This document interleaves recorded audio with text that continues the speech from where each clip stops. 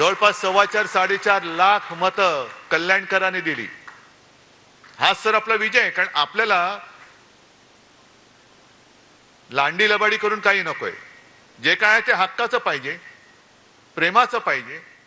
विकत भाज्या घेता येतात, मतं विकत नकोय आम्हाला।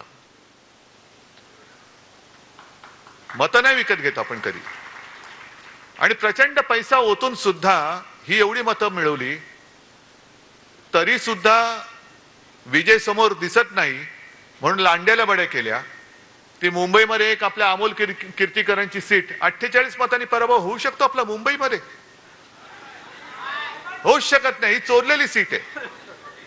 आणि त्याच्यानंतर ज्या दोन निवडणुका झाल्या, एक पदवीधर मतदारसंघ आणि शिक्षक मतदारसंघ, संपूर्ण मुंबई त्याच्यात मतदान करते, पदवीधर आणि शिक्षक।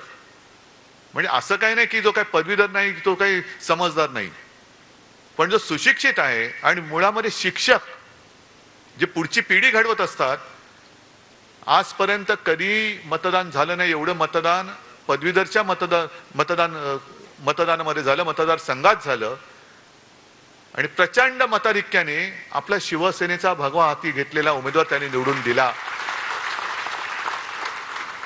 शिक्षक सुद्धा पहिल्या प्रथम आपण निवडून दिला मुंबईकरांनी। मग मुंबई ठाणे सगळे एकच आहे, कोकण माझंच आहे, कोकण माझंच आहे। कोकणामध्ये पराभव होऊ शकतो आपला, पण हे सगळे जे काहींचे चाळे चाललेत हे अब्दालीचे चाळे आहेत। आपल्यामध्ये फूट पाडायचं, मी का अब्दाली बोललो? रागाने द्वेषाने नाही, नुसतं बोललो। अहमद शहा, अहमदाबाद शहा नाही, अहमद शहा। नाही तर कोणतरी म्हणेल अहमदाबाद शहा, तसं नाही। सगळ्या गुजराती लोकांबद्दल माझा राग नाही, पण जे माझ्या महाराष्ट्राला लुटतायत त्या दरोडेखोरांवरती राग आहेच। आणि त्यांना गाडायचं म्हणजे गाडायचंच, कोणत्याही परिस्थितीत गाडायचं। मी काय लेना ना देना, आता परत 16 तारखेला येत आहेत। म्हणजे असं इतिहासात म्हटलंय की छत्रपती शिवाजी महाराजांनंतर सुद्धा जो औरंगजेब महाराष्ट्रावरती चालून आला, त्यांच्या घोड्यांना सुद्धा, सैन्याच्या घोड्यांना सुद्धा पाणी पिताना पाण्यामध्ये संताजी धनाजी दिसायचे। तसे या अब्दालीच्या खेचरांना पाण्यामध्ये उद्धव ठाकरे दिसतो। ही खेचर आहेत, पण तुम्ही अजून महाराष्ट्राचं पाणी जोखलेलं नाही, महाराष्ट्राने अजून तुम्हाला पूर्ण पाणी पाजलेलं नाही। हा सामना आता होऊ द्या, महाराष्ट्राचं पाणी काय असतं ते तुम्हाला दाखवून देईल ही शिवसेना। काय पाणी असतं। पण एक लक्षात घ्या की काही काही गोष्टी आपण सोडून देतो। आता ही चांगली, खरं म्हणजे जाहीर सभाच मला ठाण्यामध्ये परत घ्यायची, मी पुन्हा येणारच आहे। पण पावसाळा सुरू झालाय, जाहीर सभांचा हे काही दिवस नाहीत। मग कार्यकर्त्यांच्या गाठीभेटी मी सुरू केल्यात, जसं आता हॉलमध्ये करतोय। 4 दिवसापूर्वी पुण्याला झाला। पुण्याचा हॉल जरा मोठा आहे, एक 5-10 हजार लोक तिकडे वरती आणि खाली अशी बसली होती। पण सभा मोठी झाली, शोभायात्रा मोठ्या झाल्या नाही। मी अजूनही सांगतो, वेळ गेलेली नाही, वेळ आहे। जवळपास 2-3 महिने आपल्या हातात आहेत। मतदार यादी हातामध्ये घेऊन प्रत्येक घरात, जसं गटप्रमुखाचं काम काय, माझ्याकडे किती मतदार आहेत माझ्या यादीमध्ये? 800 ते 1200 ही सरासरी मतदारांची संख्या असते, बरोबर ना? मग मतदार नोंदणी केल्यानंतर माझ्या ह्या माता भगिनी आहेत, तुम्ही सगळे शिवसैनिक आहात, प्रत्येक गटप्रमुखाचं काम असं की खिशात मतदार यादी घेऊन चेक करणं।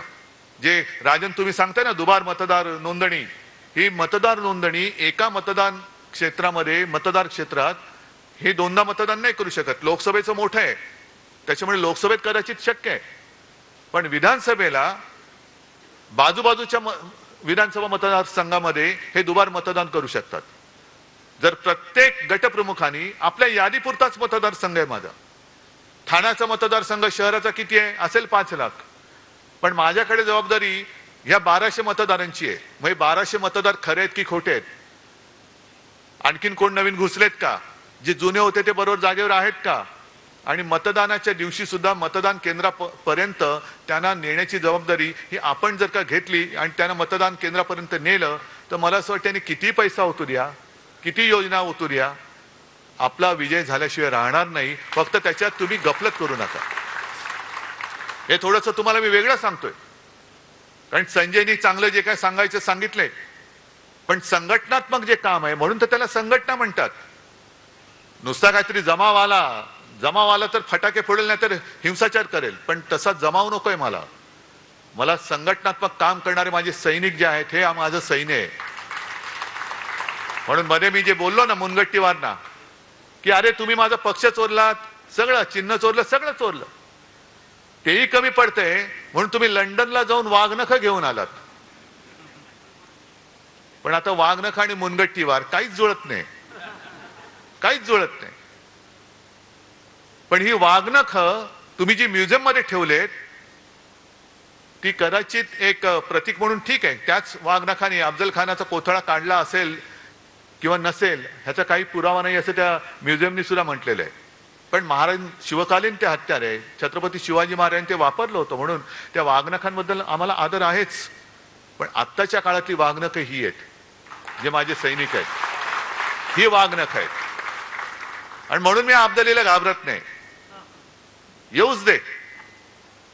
ज्या ज्या वेळेला महाराष्ट्रावरती संकट आलं तेव्हा जे महाराष्ट्राने एक तेज दाखवलं ते तेज पुन्हा दाखवण्याची वेळ आलेली आहे. आता सुद्धा यांच्या ज्या काही योजना आहेत 1500 रुपये देत आहेत. अहो 15 लाख देणार होतो तुम्ही, 15 लाखाचे 1500 काय झाले? प्रत्येकाच्या खात्यामध्ये भाई और बहनों, जो विदेश में पैसा पड़ा है ना तो सगळा आणला तर तुमच्या खात्यामध्ये 15-15 लाख रुपये असेच येतील. मग त्या 15 लाखाचे 1500 का केलेत? वरची शून्य कोणाच्या खिशात गेली? मिंढ्याच्या. कारण जाऊ तिथे खाऊ हा यांचा धंदा आहे. आज सुद्धा ठाण्यामध्ये ती जी एक योजना आणतात क्लस्टर, चांगली योजना, चांगली आहे. त्या घरांना तिथल्या लोकांना घरं मिळाली पाहिजेत. पण टांगावा काय करायचा, देखावा काय करायचा की सरकारी योजना आहेच, कंपनी सरकारची आहे, महाप्रीत. पण यांची महाप्रीत यांच्या लाडक्या कॉन्ट्रॅक्टरवरती आहे, लोकांवरती नाहीये.